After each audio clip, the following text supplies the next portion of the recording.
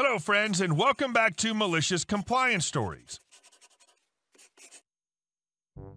So does this guy think that women are fine cooking for him at home, but then somehow incompetent cooking in a restaurant? I seriously don't get this mentality. Here we go. Only want men to make your meal? Fine by me. I worked as a cook and carry-out for an Italian restaurant for several years. Normally, I'd work in the kitchen during the week and carry out on the weekends. My forte was cook. I was fast, detail-oriented, and prided myself on making the perfect dish. In the 5+ years I worked there, I was the only female ever in the kitchen. On Tuesdays, I was always in the kitchen and another worker, Eric, worked carry-out. Every Tuesday, a customer would come in and order the same thing. The order was very specific and went against how meals are typically prepared.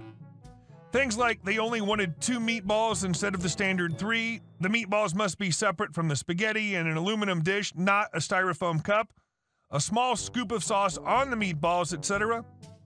The meal was so specific, I knew it by heart and always made it. The cheapskate owner of the restaurant would have been mad if he knew how much styrofoam and aluminum tins I had to use to make the order by splitting all the food out, but I didn't mind. Well, one day Eric decided to switch to serving in the main dining room to make more money. The first Tuesday he switched, the managers didn't have anyone for carryout, so they asked me to cover. As I was working that night in carryout, an old man in a black bowler hat and a tan trench coat comes in the lobby. I greet him and am about to take his order when he states, "Are there any men working today? Where's Eric?" I was confused, but went and fetched Eric, and Eric took his order. I asked Eric if he was related, and he said, no, he just feels women are incompetent and can't make his order right. I was fuming. When the order was ready, I picked it up and realized it was the specific order that comes in every Tuesday. This old man must have assumed only men work in the kitchen. Little did he know, he had just come face to face with the 5-foot, 100-pound female that had perfectly made his order every Tuesday for years. I handed him his order without a word. I regret not saying anything to this day. He inspected his order and rolled his eyes when he spied the meatballs in styrofoam instead of an aluminum dish, but left without a word. After that, I decided if he wanted men to handle his stupid order, then I'll go with it. I got approval from the manager to proceed with my plan, and male coworkers jumped in to help. I asked Eric to not help him anymore since he was familiar with the old man's order. Besides, he needed to focus on serving anyways. Only other men took his order. I asked the male cooks to make his meal. I didn't tell the special instructions. No more special treatment with separate tins. He got the standard spaghetti and meatballs like everyone else. It would be what the male cheapskate owner would want, after all, and no special discount codes that would credit him 50 cents for one less meatball. Only Eric and I knew the discount codes during that shift anyway. Well, every week his order was, according to him, wrong. He started to demand the order be remade per his requirements. He would be denied his request, citing the cheapskate owner was cracking down on product waste. He got even more upset when he discovered he wasn't getting the discount codes anymore. After several Tuesdays of this charade, he finally asked to speak to the manager to voice his dissatisfaction. He asked, "Where's the man that was making my meal?" And the manager responded, "Oh, she quit." Looking back, I should have instead popped up around the corner and said something like, "I am no man," a la Lord of the Rings or something, but that was the best response we thought of at the time. Unfortunately, he didn't have an epiphany or realization that I was hoping for. The manager said he just scoffed and took his food and left. He quit coming a couple weeks later, never heard from him again. Should have been more respectful to the female cook. I'm amazed that this exists. I don't care about who cooks it, I care about how it tastes. If you're a great and competent chef, I'll go back again. I don't know why people are so petty about something. And our second story. Cake lady accuses me of smashing her cake twice. At 16, 1994, I got a job as a bagger in a popular grocery chain that shall remain unnamed. It's irrelevant anyway. I quickly became everyone's favorite bagger around the store, mostly because I actually did my job properly instead of screwing around like most of my juvenile coworkers. I even had regulars who would deliberately get in line at whichever lane I was stationed at, despite the wait, because they knew I'd bagged their stuff properly. Honestly, it was a lot of fun. Most of the time. But this wouldn't be much of a story if I were reminiscing about the good times, would it? One evening, here comes Cake Lady, CL, with a gigantic sheet cake that barely fit into the cart and a 50-pound bag of dog food. That's it, nothing else. She was an older lady, probably in her 60s, tiny and seemingly frail, but she managed to get her cake, special order from the deli/bakery, custom decorated, and her dog food onto the belt with minimal difficulty. The cashier scanned her 2 items, CL paid, and I was just starting to get them back in her cart when an ear-splitting bellow shattered the relative piece of the entire front end. Cast. Cake Lady CL, Cashier C, General Manager GM, and me. CL. No! I stopped, frozen in place, my hands reaching for the cake to place it gently back into her cart, unsure of how to proceed. C. Ma'am? CL.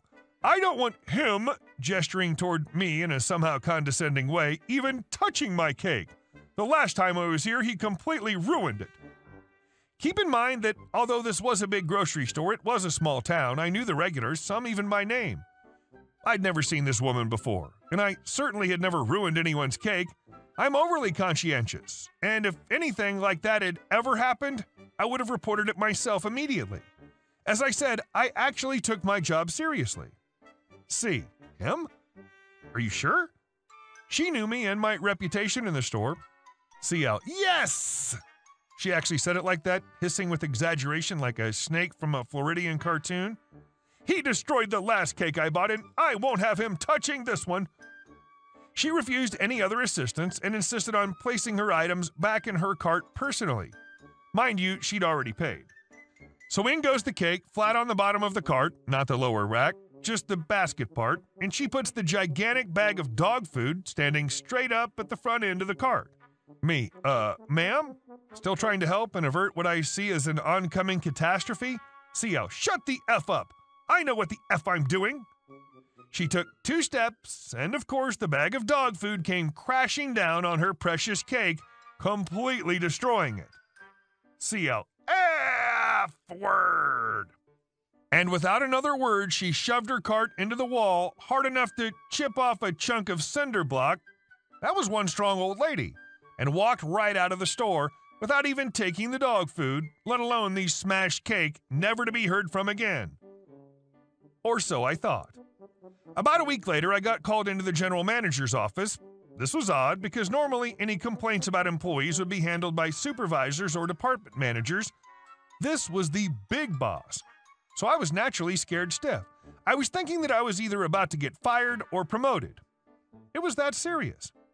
I don't recall the conversation verbatim, but it went something like, GM, we've had a complaint so serious that I'm handling it myself.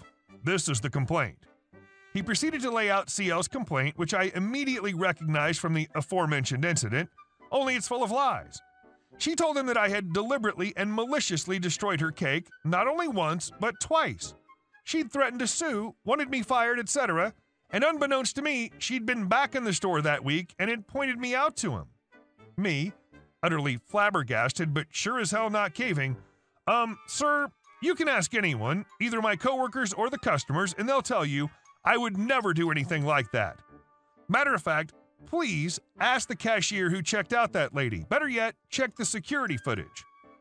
1994, as I said, but this was a brand new store with all the bells and whistles they could throw at it. GM, all right, we'll do that. Get back to work. He was actually an awesome boss who supported his employees. It'll be a factor if I post about this job again. And with that, I was dismissed back to my menial duties. Footage reviewed, customer banned permanently, and I went on about my job, not much later to be promoted to cashier and then FES, front-end supervisor, with many more stories to relate. Thankfully, I never saw that lady again. It's like that episode of The Simpsons, where the old bat tells the bagger to put all the groceries into a single bag, but I don't want the bag to tear, and I don't want it to be heavy. And our third story. Treat your mechanics like crap, say goodbye to your profit margin. So this happened a few months ago. I'm a heavy-duty mechanic. I was working for a really sketchy backwoods-type trucking company repairing commercial trucks and trailers, the type you see on the highway. There were 2 big issues I had with the place. Firstly, the foreman, let's call him Joe, was a massive a-hole. Not your average a-hole boss. Imagine every nasty thing a boss has ever done to you, put it together, and you probably have some idea of what it was like to work under him. He was also a massive know-it-all and would do things wrong on purpose just because someone else told him the proper way. Secondly, to call the safety and repair standards terrible would be a compliment.